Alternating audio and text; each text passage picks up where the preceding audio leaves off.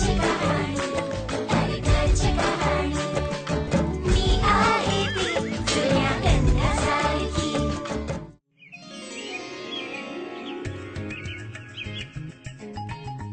चिरू, time waste करू नकोस, चल अभ्यास कर. टाइम वेस्ट नाही करत आहे, मी कविता लिहितोय. कविता? वा, कविता आम्हाला पण ऐकव. हो हो, का नाही. ऐका, चिरू आहे सगळ्यात मोठा कवी. माझी कविता सगळ्यांनाच वाटते हवी हवी. ही पण काय कविता आहे? वा वा, काय कविता आहे. तुला तर कवी व्हायला पाहिजे चिरू. तुला कवी संमेलनात गेलं पाहिजे. दोन्ही नाही, चिरूला चण्याच्या झाडावर नको चढवूस, नाही तर त्याची अवस्था देखील गोपाळ सारखी होऊन जाईल. काय गोपाळ सारखी? कोण गोपाळ? काय झालं होतं गोपाळ सोबत अम्मा? हो हो, सांगते सांगते. ये, it's story time with Sudha अम्मा.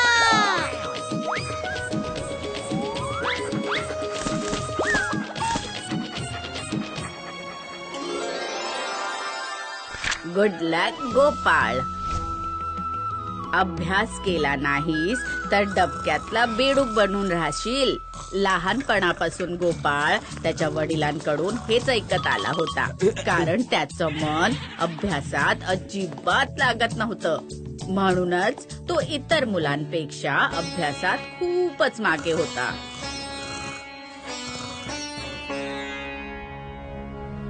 बघता बघता गोपाळ मोठा झाला. त्याच्या वडिलांचं निधन झालं, त्याचं लग्न देखील झालं, पण त्याच्याने अभ्यास कधीच झाला नाही, ज्यामुळे त्याच्याकडे कुठलंच काम नव्हतं आणि त्यांना खूपच बिकट परिस्थितीत जगावं लागत होतं.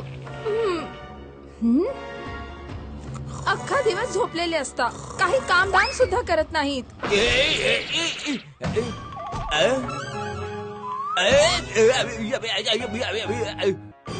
अगं हे काय करतेस?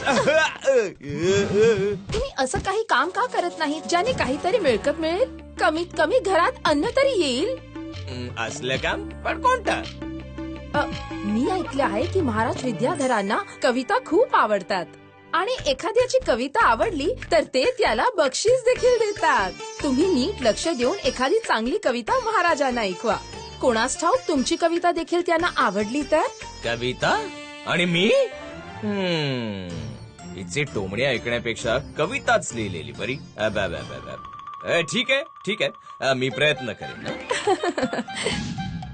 दुसऱ्या दिवशी गोपाळ आंघोळ वगैरे आटपून कविता लिहिण्यासाठी झाडाखाली बसला. मात्र अभ्यास तर त्याने केलाच नव्हता कधी, म्हणून तर त्याला कविता तर सोडा, एक शब्द देखील सुचत नव्हता.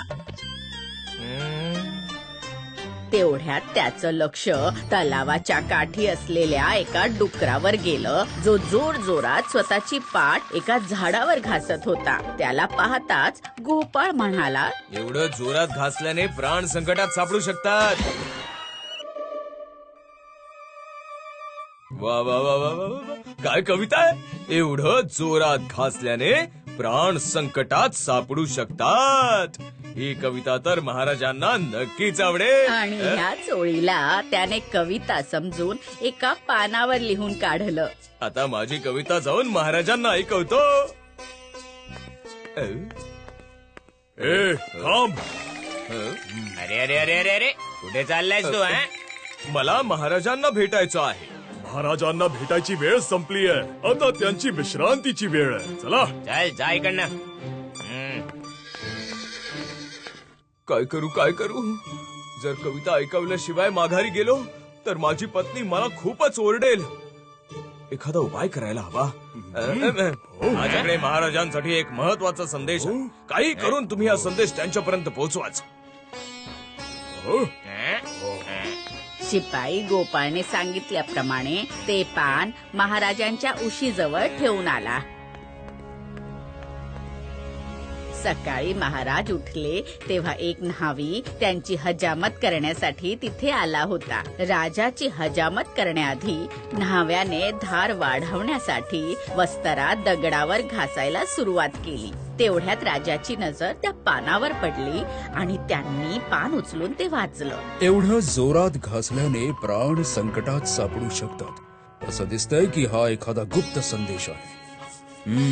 नक्कीच हा दुष्ट माझी हत्या करण्यासाठी हा वस्त्रा एवढ्या जोरात घासतो आहे. अटक करा ह्याला, हा माझे प्राण घ्यायला आला आहे. महाराज मला क्षमा करा, हे सगळं मी शेजारच्या राजाच्या म्हणण्यानुसार केलं. गोपाळला दरबारात हजर करण्यात आलं. कोण आहेस तू आणि तो दुष्ट माझे प्राण घेणार आहे हे तुला कसं काय कळलं? ते ते ते ते ते महाराज ते मी नक्कीच तुला ज्योतिषाचं चांगलंच ज्ञान आहे असं दिसतंय. म्हणूनच तुला सगळं आधीपासूनच कळलं होतं. आजपासून मी तुला ह्या दरबाराचा ज्योतिषी घोषित करतो. गोपाळने देखील पुढचा मागचा विचार न करता राजाचं म्हणणं मान्य केलं. मात्र खोटं आज नव्हत्या उघडकीस येतच. काही दिवसांनंतर महाराणी केतकी यांचा सगळ्यात प्रिय आणि किमती हार कोणीतरी चोरी केला. महाराज महाराज माझा प्रिय हार कोणीतरी चोरी केला. शांत व्हा महाराणी, तो हार मी काहीही करून तुम्हाला परत मिळवून देईन. शिपायांनो, गोपाळला माझ्या समोर हजर करा. महाराज तुम्ही मला बोलावलं? गोपाळ, ज्या प्रकारे तू तुझ्या ज्योतिष विद्येने माझे प्राण वाचवले होतेस त्याचप्रमाणे शोधून काढ की महाराणींचा हार चोरी करण्याचे कृत्य कोणी केलं आहे. अरे माझ्या बायकोने मला हे कुठे अडकवलंय? कसला विचार करतोयस? महाराज माझी ज्योतिष विद्या केवळ एकांतातच काम करते. मी एकांतात जाऊन माझ्या ज्योतिष विद्येने या हाराबद्दल माहिती मिळवतो. गोपाळ स्वतःच्या जाळ्यात अडकला होता, कारण त्याला तर ज्योतिष विद्या येतच नव्हती. तो एकांतात जाऊन स्वतःच्या पत्नीला नावं ठेवू लागला, कारण हे सगळं तिच्यामुळे तर झालं होतं. तुझ्याचमुळे आज तुझा नवरा संकटात आहे. आता त्याला महाराजांपासून कोणी वाचवू शकत नाही. महाराणीची दासी गोपाळचं म्हणणं ऐकून घाबरून गेली, कारण तिने देखील स्वतःच्या पतीचं ऐकून महाराणीचा हार चोरी केला होता. आम्हाला क्षमा करा ज्योतिष महाराज.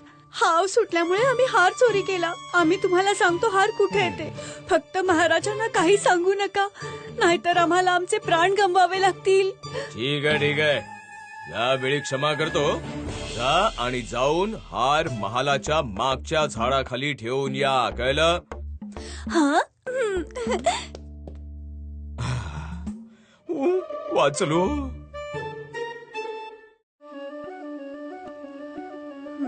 महाराजांचा विजय असो. महाराज मी शोधून काढलं आहे. हार महालाच्या मागच्या झाडाखाली आहे. मी शिपायांना पाठवला आहे. महाराज गोपाळ अगदी बरोबर बोलतोय. हा घ्या महाराणींचा हार. वाह गोपाळ वाह, तुझी ज्योतिष विद्या खरोखरच अद्भुत आहे. नशिबाने गोपाळ थोडक्यात वाचला. मात्र आता त्याची संकट अजूनच वाढणार होती, कारण त्याच्या ज्योतिष विद्येची चर्चा आजूबाजूच्या राज्यात देखील होऊ लागली होती. महाराज मला महाराज हिमाबिंदू यांनी पाठवलं आहे. ऐकलं आहे की तुमचा ज्योतिष गोपाळ खूपच ज्ञानी आहे. आमच्या महाराजांना देखील याची पुष्टी करायची आहे, म्हणूनच त्यांनी मला इथे पाठवलंय.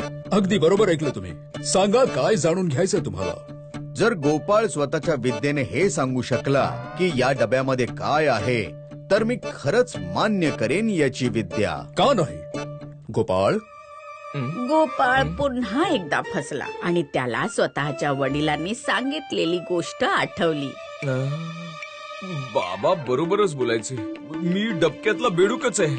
गोपाळचं म्हणणं कोणालाच कळलं नाही, पण त्या मंत्रीला कळलं, कारण त्या डब्यात खरोखर बेडूकच होतं. तू खरोखरच एक विद्वान ज्योतिषी आहेस.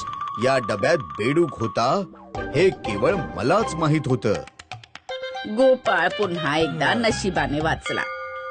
मात्र त्याला माहित होतं की हा खेळ फार दिवस नाही टिकू शकणार आहे. म्हणूनच त्याने ह्यातून स्वतःला सोडवण्याची एक युक्ती शोधली. महाराज, माझ्याकडे माझी ज्योतिष विद्या वापरण्याच्या केवळ 3 संधी होत्या आणि मी 3ही संध्या तुमच्या सेवेमध्ये खर्च केल्या आहेत. म्हणून मी आपल्याला विनंती करतो की मला या पदावरून काढण्यात यावं. आता मी एक साधारण जीवन जगू इच्छितो.